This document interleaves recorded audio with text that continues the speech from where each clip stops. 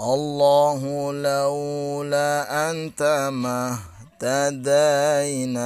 wala tasaddaqna wala sallaina fa'anzilan sakinatan alaina wa thabbitil aqdama illa qaina Nahnul ula ja'uka muslimina.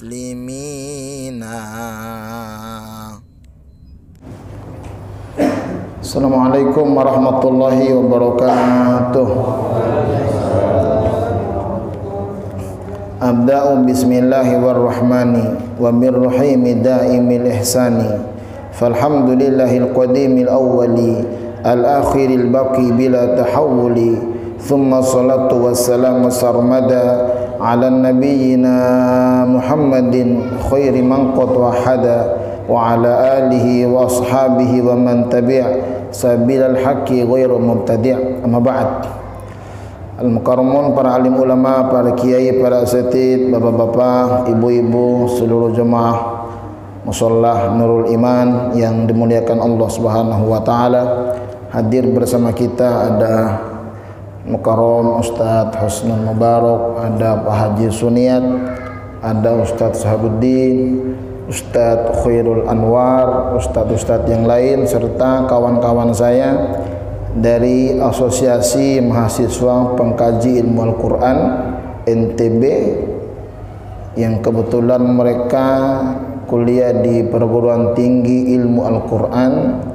Semoga hadirnya mereka yang dalam musafir mencari ilmu ini menyebabkan doa kita pada malam hari ini diijabah oleh Allah Subhanahu wa taala. Alhamdulillah, pada malam hari ini kembali kita diizinkan oleh Allah Subhanahu wa taala untuk bermunajat, untuk berzikir, bertaklim, silaturahim di musholah yang kita muliakan ini, yang sempat kita utlah, sempat libur karena corona. Sudah hampir mau 3 tahun apa kita tidak munajat lagi, padahal corona itu adalah singkatan dari 3 kegiatan: kopi, rokok, dan nasi. Corona. Jadi orang kalau masih enak ngopi, masih enak rokok, masih enak makan, insya Allah corona tidak bisa menghampiri dia. Jadi kalau sudah nggak ngerokok, sudah nggak ngopi, sudah nggak enak makan, itu rawan sekali corona bisa menyerang dia. Maka segeralah ngopi, segera merokok dan makan nasi. Ibu bapak yang sama-sama dimuliakan Allah Subhanahu wa taala, yang kita terus bersyukur pada Allah Subhanahu wa taala adalah bahwa pada malam hari ini kita masih diizinkan Allah. Oleh karenanya tahaddus bin ni'mah, semoga kesehatan kita dipelihara oleh Allah Subhanahu wa taala, umur kita dipanjangin dalam rangka taat pada Allah Subhanahu wa taala, sehingga terus kita silaturahim, mengemban amanah, mengemban tugas untuk menyampaikan pesan-pesan dalam Al-Quran, dalam hadis baginda Rasul, dan selalu kita bermunajat, berzikir pada Allah Subhanahu wa taala, karena yang kita lakukan pada malam hari ini bagian daripada amaliyah orang-orang soleh, amaliyah para ulama. Doa-doa yang kita panjatkan di malam hari ini juga doa-doa semuanya yang ada dalam Al-Quran. Maka amaliyah ini bagian daripada mengamalkan amaliyah para nabi dan para rasul yang diutus oleh Allah Subhanahu wa taala. Semoga kita bisa istiqomah di musholah ini walaupun cuma sebulan sekali. Ini harapan saya, kawan-kawan saya dari AMPIKU, Asosiasi Mahasiswa Pengkaji Ilmu Al-Quran, bisa ikut terlibat sebulan sekali, duduk bersama saya di tempat ini, karena di sini seniormu ada 5-6 orang dari AMPIKU yang pakai belangkon, itu salah satunya, dan baru 2 orang senior di sini biasanya hadir banyak, apalagi kalau gantian korinya, ya enggak. bulan besok siapa, ya hitung-hitung ngumpul sebulan sekali daripada nggak ada kegiatannya. Tapi tergantung ketuanya. Ketuanya kadang-kadang nggak nongol, ya wajar ketuanya nggak nongol juga. Nah, ibu bapak yang sama-sama dimuliakan oleh Allah Subhanahu wa taala, sudah disepakati oleh majelis munajat Musholah Nurul Iman, di samping kita berzikir bermunajat, kita juga membacakan satu kitab yang disepakati adalah kitab Mukhtar Hadits An-Nabawiyah yang disusun oleh Sayyid Ahmad Al-Hashimi.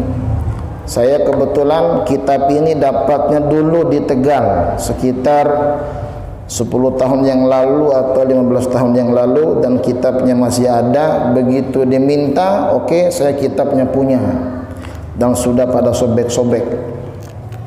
Tuh. Untuk pembukaan kita pada malam hari ini, kita bacakan hadis yang pertama dalam kitab ini.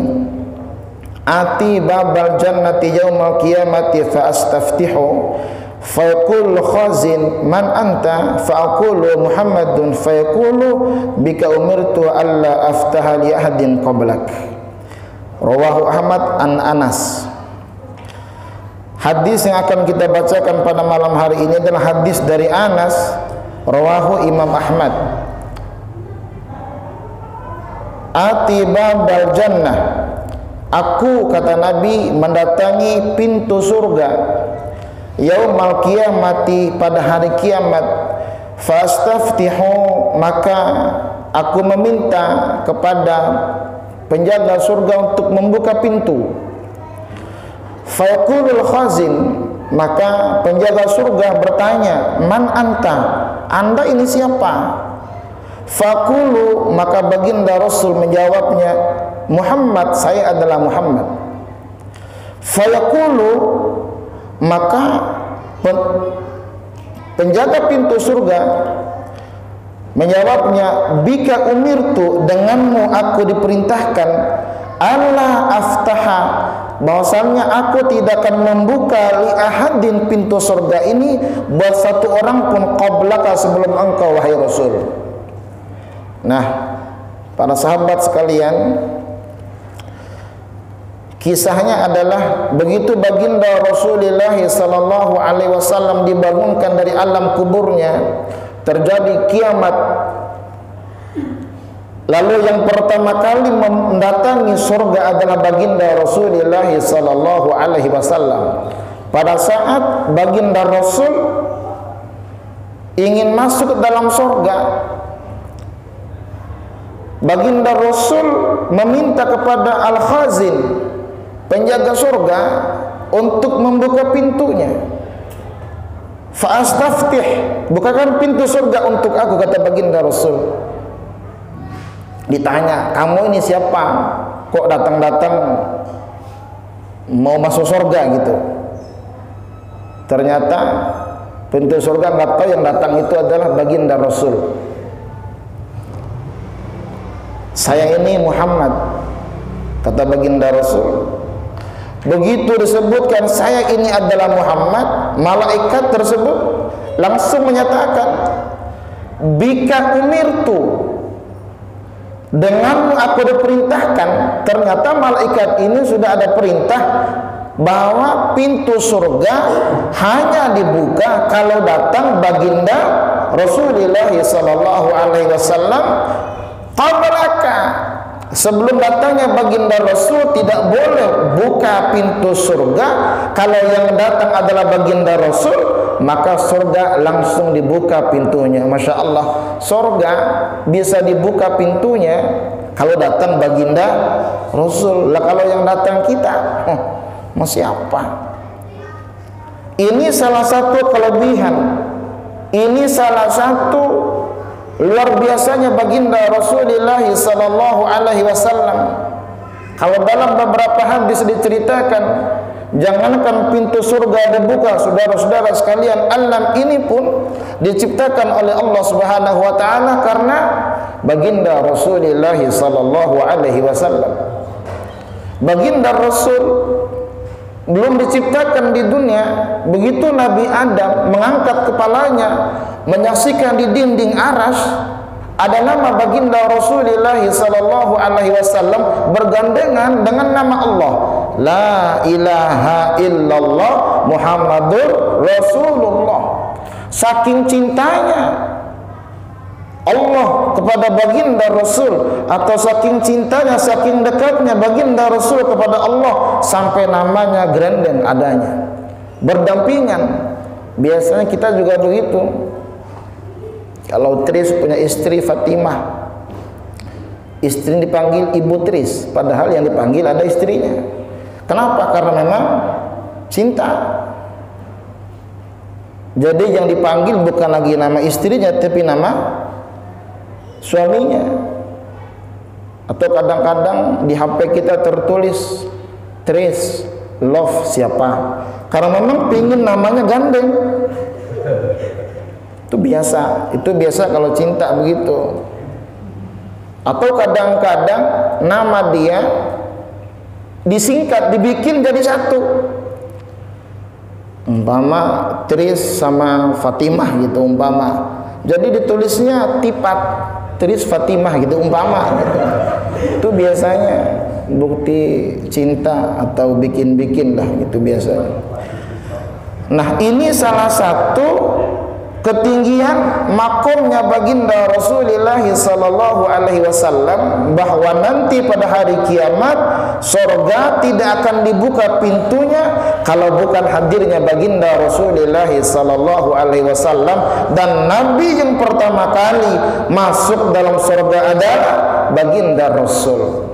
Allahumma shalli wa sallim wa barik alaihi. Maka wajar kalau kita memperingati hari lahirnya, maka wajar kalau kita sholawat kepada baginda Rasulullah sallallahu alaihi wasallam. Yang aneh adalah ada orang yang anti maulid, padahal maulid itu adalah isim zaman atau isim makan. Kalau maulid, kalau isim makan tempat lahirnya Nabi, kalau isim zaman maulid hari lahirnya Nabi. Jadi kalau mengingkari peringatan maulid Nabi, memperingati tempat lahirnya Nabi dan hari lahirnya baginda Rasulullah sallallahu alaihi wasallam. Atau yang kedua maulud. Maulud itu adalah bayinya. Jadi orang mengadakan hari peringatan maulid atau peringatan maulud. Kalau maulud adalah orangnya, bayinya. Kalau anti maulud berarti anti bayinya baginda Rasul. Bahaya akidahnya. Jadi ada maulid, ada maulud, ada milad, ada mulud. Nah, ini masalahnya. Kalau kita milad, hari ulang tahun Tris, milad.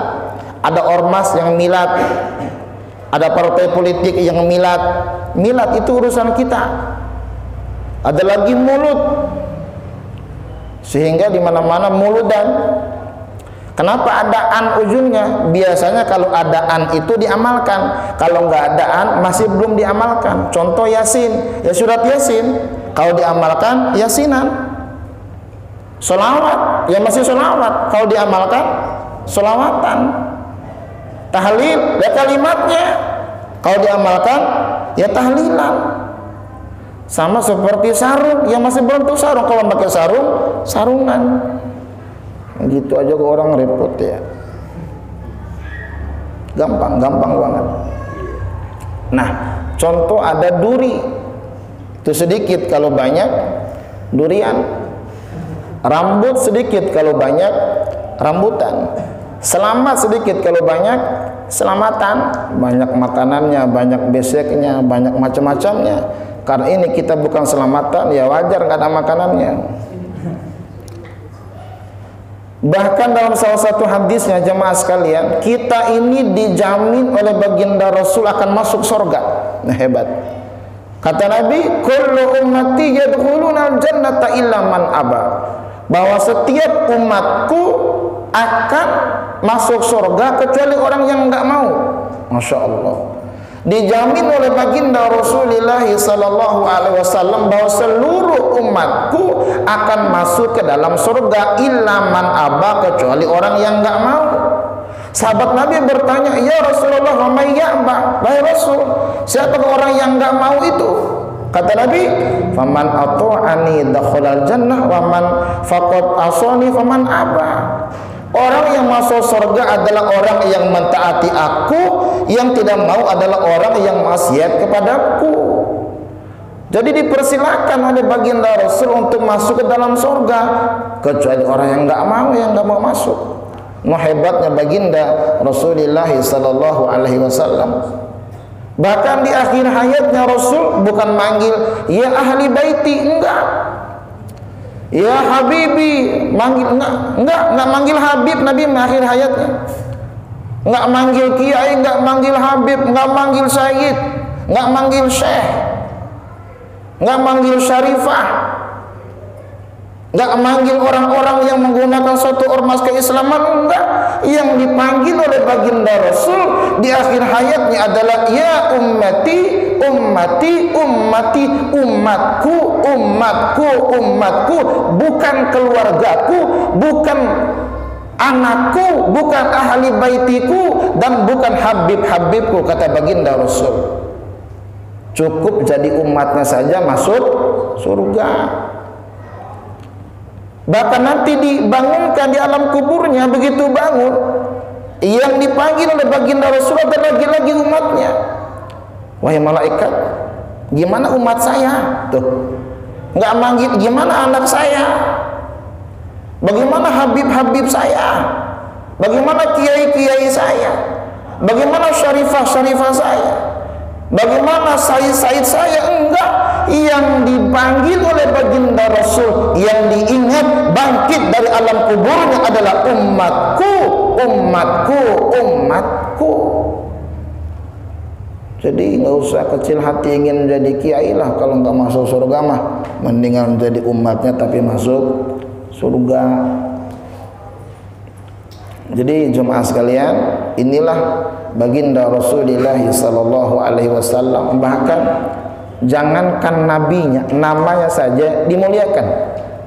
Wa rafa'na laka dzikrak, kami tinggikan penyebutan namamu wahai Muhammad, kata Allah. Nah, hadis yang pertama yang kita sampaikan dalam kitab Mukhtarul Ahadits adalah bahwa baginda Rasul merupakan orang pertama kali yang masuk ke dalam surga, dibukanya pintu surga karena baginda Rasulullah sallallahu alaihi wasallam. Insyaallah kita akan melanjutkan kajian kitab ini ala kadarnya. Semoga yang sedikit ini bermanfaat.